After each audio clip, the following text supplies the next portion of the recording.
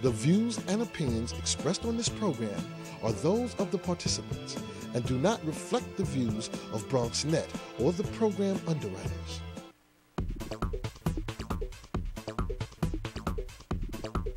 BronxNet. Your voice, your views, your vision.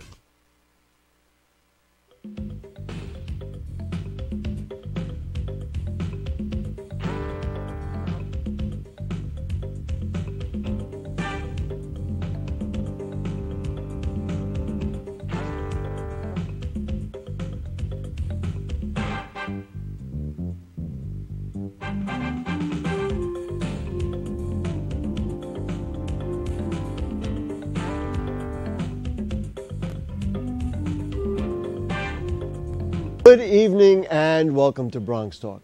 Over the years, Bronx viewers have come to rely on BronxTalk to give them a close-up look at candidates who seek to represent them. In fact, we've hosted more than 35 debates on this program. In this state election year, we're planning a couple of debates in the upcoming Democratic primary. Tonight, we present the candidates who are running in the 87th Assembly District. It's the seat formerly held by Peter Rivera, who has moved on to other endeavors, so there's no incumbent in this race. We have two candidates on the Democratic primary ballot for what was the 76th Assembly District, now the 87th Assembly District, that includes the central Bronx neighborhoods of Parkchester, Castle Hill, and West Farms. Please join me in welcoming Mr. Louis Sepulveda. Good evening, sir. Thank you for joining us.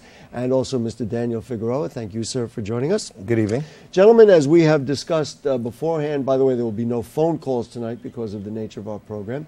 We will ask a question to one candidate who will answer.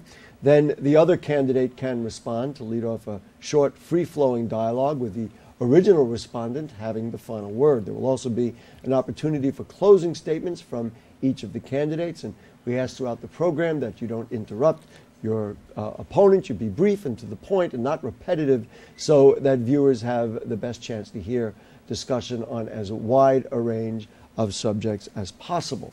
By prior agreement, the first question will be asked to Mr. Figueroa. Again, thank you for joining us, sir. We'll start off with a two-part question. What does it mean to be a Democrat, and what does it mean to be a Bronx Democrat? Oh, that's a very good question, and thank you for giving me the opportunity to address my friends and neighbors in the 87th Assembly District. What it means to be a Democrat is someone who really cares about people, who cares about government caring about people, and who believes that when given the opportunity, people should be helped. We do that temporarily so that people could get back on their feet. To be a Bronx Democrat means quite the same, but also you add on the diversity that we have in the Bronx, the immigrant-friendly county that we have, the blue-collar status, hard-working county that we have, and what you wind up with is what we like to call a true blue Democrat. Okay, Mr. Sepulveda, you want to respond? Sure. You know, the Democratic Party is the party of the people, not only the Bronx, but throughout the United States.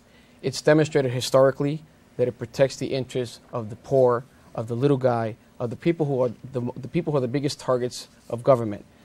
Being a Democrat in the Bronx means that you care for your community, you work for your community, you take care of the people that live here, you take care of your children, and you work hard to improve the lives of the people in this community. And that to me is what a Democrat is, and that to me is what's important to be a Bronx Democrat in this area. Mm-hmm. Did you get the final word? Did you have anything else you want to add to it? No, I would have to agree. I don't think we disagree on that issue. I believe that we're both Democrats for the very same reason, and I believe there's a strong majority of people in the county of the Bronx that are Democrats. We're very Democrat-centric here in this county.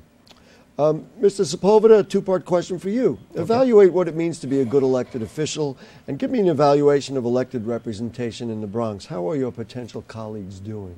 Well, you know, to be a good elected official, you have to deliver for your community. And that's what I have been doing for the last 21 years. I started in this area. I created a free legal services program for seniors that I've been running for the last 21 years. And I have addressed many issues that our people in our community are struggling with. For example, we had an issue with public safety in our neighborhoods, and I created the public safety initiatives. And what that has done is brought members of the community together with the commanding officers of precincts. It's also brought together people who have the developments that have private security forces, for example, Parkchester and Lambert houses.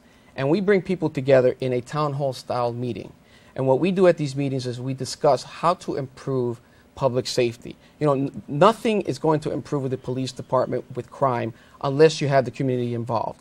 And so we bring people together. We bring the commanding officers of all the precincts in the area. We bring the community. We bring seniors. And we talk about ways to improve policing. The police talk to the community, tell them how they can help, what they can do to improve it. And that's something that we do. We also have to develop, for me, a leader has to help in these times develop the economy, help find jobs. And that's something that I've been working at for some time. Did you want to address the second part of the question of evaluating how our elected officials are doing? Well, I mean, there's some elected officials that I think are doing a wonderful job in this county. I believe that the borough president is doing an excellent job. I believe that Jeff Klein, who is now a senator in a portion of my district, is doing a fantastic job, a lot of initiatives. I believe that Annabelle Palma, who's a city council person throughout most of my district, has done a fantastic job. Here's a person who cares about community, who cares about the little guy, who cares about people who need the most help. And so these are people that I would emulate to some degree and would work with, and I have a great working relationship, and I know that I can do a lot more work in the community with them. And because of my group relationship, we can work on so many different ideas and projects to help the lives of our residents. Thank you, sir. Mr. Figueroa, you want to respond? Yes, I'd like to respond, but Mr. Sepulveda took a little while. Can I get the first part of the question? Go ahead, please? Oh, you want me to re-ask the question? Yes, sure. yes. The question is evaluate what it means to be a good elected official, and then, of course, the second part was to evaluate the representation in the Bronx. Well, I guess the first part of the question is really simple. A good elected official maintains the public trust. Public service is public trust. And you are in public service, not in self-service. So an elected official doesn't run around trying to take credit for the things that he does. He engages the public, he engages the people. It's because the people come first that it's most important that we engage everyone. And a good elected official makes sure to be proactive, go out into the community, not wait for someone to come to him. And he or she actually engages everyone. Now, insofar as the second part of your question is concerned, our elected officials in the county have done a very good job and have done the best that they can. But throughout the years, we clearly have had our issues, and that, truth be told, the only one that's perfect, if you believe in God, is God. We are not perfect. And we have a first generation of elected officials in a historically disenfranchised community that actually came from an activist background. Oftentimes, what you find in mainstream politics is an elected official that may be a professional, a doctor, a lawyer. Many of our elected officials in the Bronx are first generation who were activists and have not had the same experiences and wind up getting on-the-job training when it comes to what it actually means to be in public service. So we have had our issues in the county, but we're still growing and we're still learning. Did you get the final word here, sir? Again, Gary, it's about delivering for the community. It's about initiating when the community needs. And these are things that I've been doing for the last 21 years in our district. When the Parkchester train station is in need of an elevator, many of our disabled, many of our seniors cannot access the 6th line, which is the cheapest form of transportation. And our seniors cannot access that, our disabled cannot access. So I commenced a lawsuit. I'm in the process of filing the lawsuit. I've started a petition. I've worked with the disabled, with our seniors, with those that are most in need of transportation. I've done this kind of stuff. You know, when we had our seniors who couldn't afford tax preparation, I go and I do seminars for tax preparations in our district. This is what leadership is about.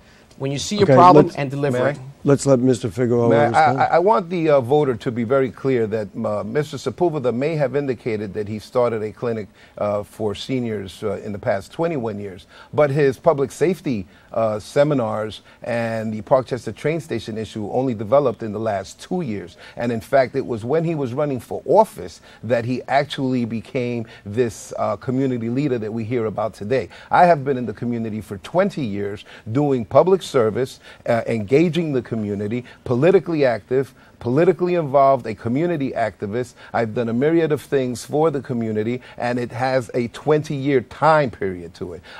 Do not believe that for 21 years, Mr. Sepulveda has been working on getting an elevator for the train station.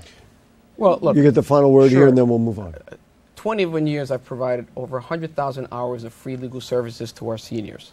I have defended people in housing court. I have protected seniors who've had their Section 8 subsidies removed through no fault of their own. I've prepared Article 78 proceedings. And most of what I've done on a volunteer basis. I did it at my own expense, my own cost, because I care about community. I wasn't on the payroll of an elected official. I wasn't anything of that nature. I did it out of the goodness of my heart and because I care about my community, and I did it at my expense, at my hours, and I did it on a volunteer basis. Thank you very much. Mr. Figueroa, recently Borough President Diaz, in essence, gutted Community Board 9, putting essentially in a new board that, coincidentally or not, voted unanimously in favor of the Borough President's initiative on a controversial project. Did the Borough President do the right thing? Of course, it's been reported in the media that this is really a long-term plan to eliminate Francisco Gonzalez as district manager. Is this the right way to go about it, and should Mr. Gonzalez be jettisoned ultimately? So we'll start with the back part. Of course, Mr. Gonzalez should not be jettisoned. He's been at the Community Planning Board for many years, and he's done a great job as a Community Planning Board manager. He actually takes into account the interests of the people in the entire district that he covers within his jurisdiction in the Community Planning Board. Now, when we say gutted, it's a strong word, and it certainly brings to light certain images. But in fact, 14 people were removed. Their positions were not renewed. And it happened at a time when there was a vote coming up shortly thereafter that they had actually protested or asked questions about. So what we need to do is look at what happened, see why it happened, and then and then make a decision. Were you in favor of it? No, definitely not. I think that most of the people that were removed or that were not renewed were people that were extremely active in the community and sat on that community planning board for well over 10 years. These were active people and leaders in their community. There was absolutely no reason to remove those people. Mr. Sepulveda? Well, Gary, I can't read the mind of the borough president or the reason why he removed some of these members. I'm not privy to those conversations. I know that some of the people that were on that board have been active in the community for many, many years, and some have done good work. But his motivation, you'd have to bring him to this program and ask him why he removed as many people as you're saying he's removed. Mm-hmm. Actually, yes, I'd like to add that we're here for the voters to get to know who we are and what our opinions are as we transform them into positions. And I believe I gave you my position, but you didn't get a position from Mr. Sepulveda. What you got was a quick, yeah, well, I can't answer for Mr. Diaz, but you should know what Mr. Sepulveda thinks about the removal of those planning board members.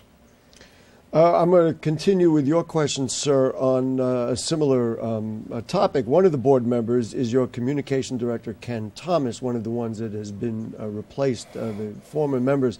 Is it a conflict of interest that during this campaign he's been put on the community board, which he will ultimately, as has been stated in the media, would resign from if you're elected? Shouldn't he just resign now and eliminate all signs of conflict, especially in this borough where we have so many problems with patronage and conflicts by elected officials throughout our entire political system? Well, look, my communications director applied to the board. He submitted the application that the borough president requires, and he was accepted on his own merits.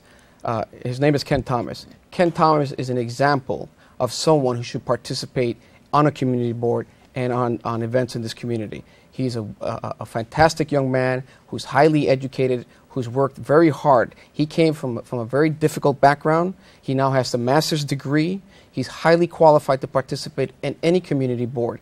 And if you look throughout the district, throughout community boards, you see that there are other members on community boards that have potential conflicts that haven't resigned. And so to attack Mr. Thomas, to question his integrity is unfair. He is a first-rate young man, and we should only hope that we get more people like Mr. Thomas on the community board. Sure, Mr. Figueroa. Well, once again, excuse me. Once again, the question was not answered. We are not attacking Kenneth Thomas. We are not saying that he's not worthy of the position. What we're talking about is, given the history of the political spectrum in the Bronx and of all of the issues that have popped up when it comes to certain members of our elected body, that maybe at this time he should resign because there is a conflict of interest. I don't disagree with Mr. Sepulveda when it comes to merit, but what we're talking about is a conflict of interest and timing. And the timing is a little off right now. You want to just get the final word, sir? Well, I mean, there's nothing awkward about the timing. He submitted an application several months ago. It just so happens that now he works for me on my campaign. He won't begin his official duties until after the elections. And so we shouldn't discourage someone of that quality, of that nature, a person, as I stated, has worked very hard to reach the position in life that he's received. He has a master's degree. This is a young man who grew up in the South Bronx in a very difficult situation, and if anything, we should have 30 Ken Thomases on the community board. Mr. Figueroa, Mr. Sepulveda has been intimately involved in the Cross Bronx Initiative, something that we have frankly championed on our program. As a matter of fact, this is the sort of community activism that he's proud of, and that many people say we need just this sort of vision in the borough of the Bronx. Can you point to anything you've been involved in that could be as universally helpful as addressing the problems of the Cross Bronx? Oh, I could point to well over 100 things, but I believe first that what we need to do is work as a team. We need to work together to build a better Bronx. And community leaders like Louis Sepulveda are absolutely needed in our district and in our county. Now, I have 20 years of experience in the New York State Assembly, and what you want in the Assembly is someone who knows how to navigate the Assembly, who has relationships with the members of the Assembly, working 9.5 years as a chief of staff and traveling back and forth to Albany. I have been able to, on the state level, provide many universal or much help. And when you say universal, we can start with let's see, number one, we have an asthma problem in the county of the Bronx, and we had a problem with school buses idling in front of the schools in the wintertime. There's a direct correlation between the fuel exhaust from a bus and those fuel exhausts actually causing asthma and the high incidence of asthma. And we were able to sponsor, and I directly worked on a law that was passed and signed so that the buses would stop idling. Universal default on credit cards is another issue that we tackled that's very important to all our consumers for consumer protection. Also the Geriatric Mental Health Act, which protects seniors, the social emotional learning bill that we had passed so that we start, and I worked on those directly, so that we start protecting the students and adding to the curriculum in our public schools. Thank you very much, Mr. Sepulveda. Well, Gary, you indicated correctly. I am a community activist, that when there's a problem, I get to the root of the problem, and I work to improve the problem. The Cross Bronx Initiative was an initiative that began because there's a major problem with traffic and traffic congestion in our community. Our Community Board 9 has 3 of the 4 worst traffic intersections in the entire country. The amount of emissions coming from diesel fuel that emit carcinogens and all kind of other pollutants in the community, the amount of traffic problems that it creates locally is something that we tackled, and we're trying to create a ready-made plan so that we can improve transportation and congestion. But that's just a small segment of many of the things that I've been doing in this community for the last 21 years. Right. And let me also say, Gary, I have worked with the New York State Senate on and off for about 21 years. My last position with the Senate was I was counsel to the majority leader, Malcolm Smith, when the Democrats were in control of the Senate. I have written and helped write and helped draft at least 10 pieces of legislation. And so I know what it takes to pass legislation. Mr. Figueroa, go ahead. Yes. Well, you know, working for the Senate on and off doesn't really mean much when you're running for the New York State Assembly. One house is different than the other. I have consistently been a very strong advocate for our communities in the New York State Assembly, number one. Number two, you know, many of these initiatives that we're talking about that Mr. Sepulveda has championed, as I said, are important, and it's good to have a community leader, but the community activism that he speaks of only started a couple of years ago. He has been an attorney and worked for the party and practiced election law. That's not community activism, that's earning a living. Mr. Sepulveda, last year the state legislature voted to allow gay marriage. If you had been in office, how would you have voted? Well, Gary, look, it's not an issue anymore. My position is clear. Gay marriage is a law of New York State, and I am not in favor of taking rights away from people who have earned their rights. And the LGBT community worked very, very diligently to get this right. So I would never participate in any movement or foment any movement to take those rights away from them. And so it's the law of the state of New York, and we'll leave it at that. Sir? Sure, absolutely. That's what we call a ground ball. First of all, when Mr. Sepulveda was debating the last time on this show, he did not take a position on the same-sex marriage bill. And during that same electoral season, election cycle, he went on a show called Pura Política and said he was against same-sex marriage. And now he sits here and tells us that it's already a law, so I'm not going to battle it. But actually, the position and what you should know is that he is against it. And I am telling you that I was for it because I am for equal rights across the board, unequivocally. Well, Gary, that may be the case, but listen, I went before the Stonewall Democratic Club, and they knew my position, but they also understand that I would be a big proponent of the agenda piece of legislation. I would support increased funding for AIDS research. I would support increased medical treatment for people that are afflicted with AIDS.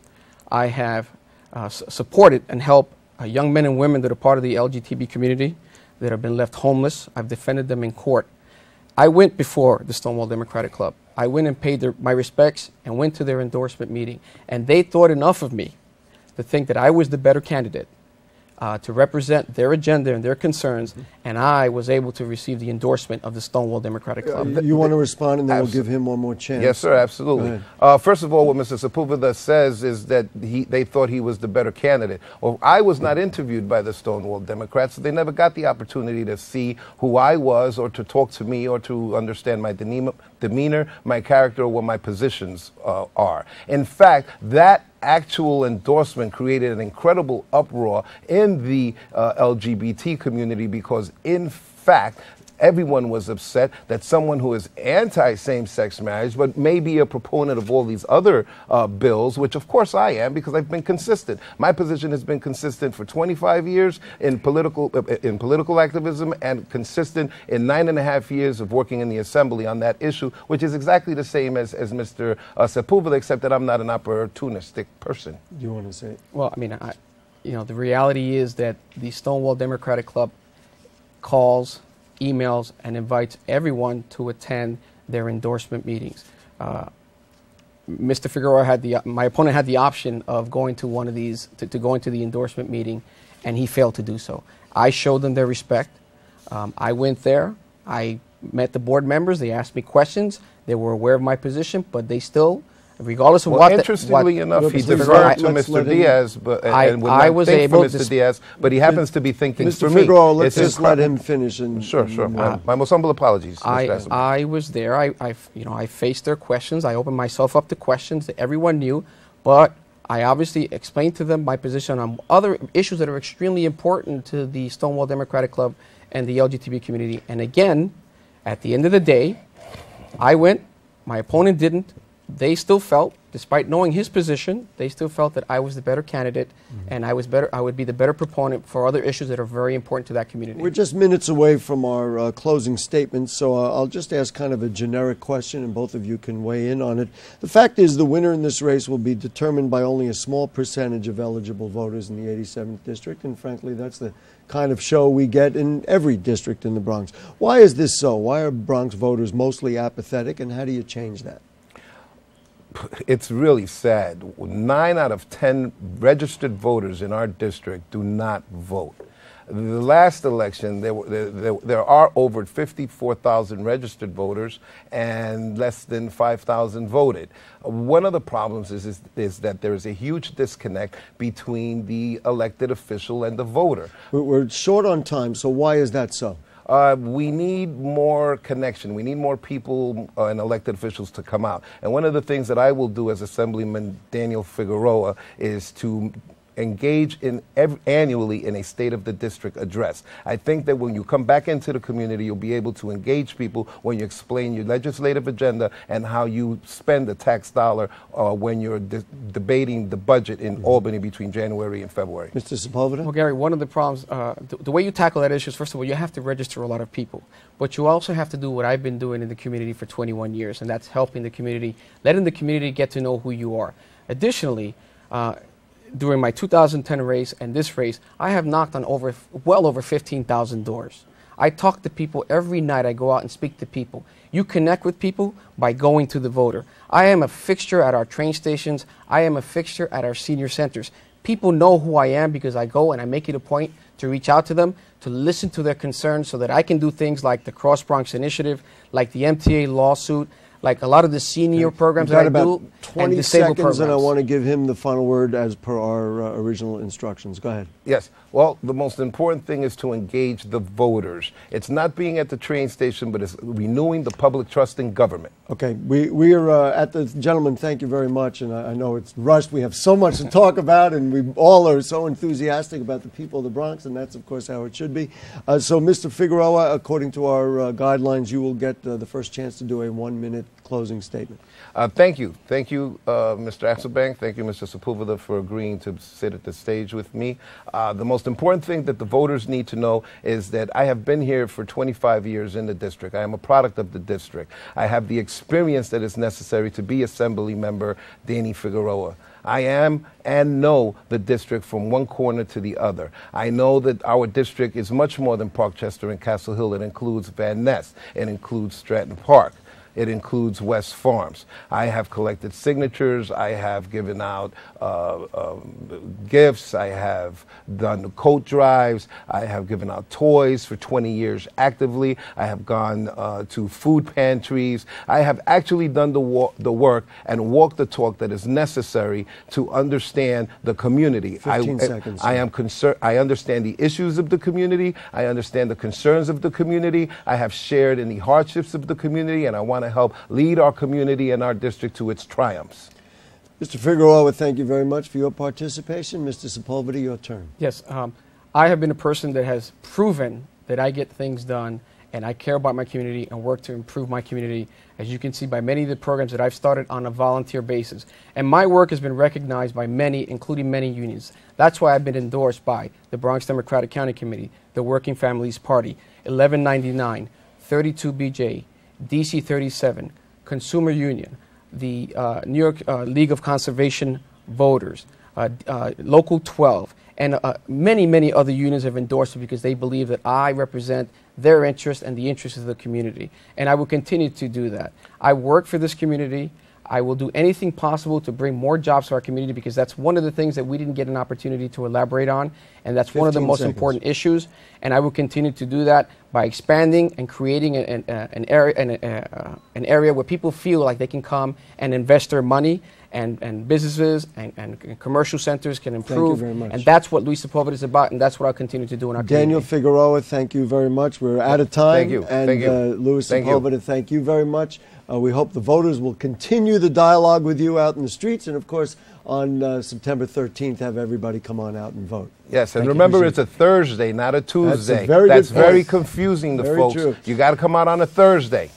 First of all, I'd like to ask all our viewers if you want to offer questions or comments based on anything you heard on tonight's show, and the candidates are shaking hands, always a good sign, or anything going on in the Bronx, and email them to us at bronxtalk@hotmail.com, and we'll read those on the air during a future edition of our program. Archives of Bronx Talk available at bronxnet.org. You click Bronx Talk on the right-hand navigation bar. Also, please become a fan of Bronx Talk on Facebook. Now, next week, we had scheduled a debate between candidates in the primary race in the 80th Assembly District, which features Naomi Rivera, Mark Jonadz, Irene Rukaj, and Adam Bermudez.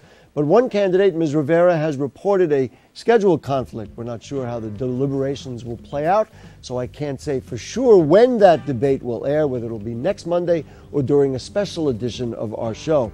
Once it's finalized, we'll announce it on our Facebook page. One way or another, we'll present that debate to you on this program. I can guarantee you that, whether all four candidates choose to be here or not. Thanks to the candidates for their participation. Thank you for your participation.